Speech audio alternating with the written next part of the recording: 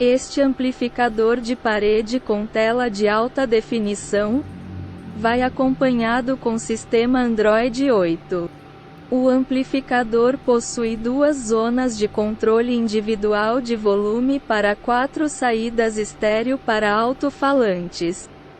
Além de conseguir conectar o Wi-Fi da sua casa no amplificador, vai embutido aplicativos como Spotify, YouTube, Play Store e muito mais.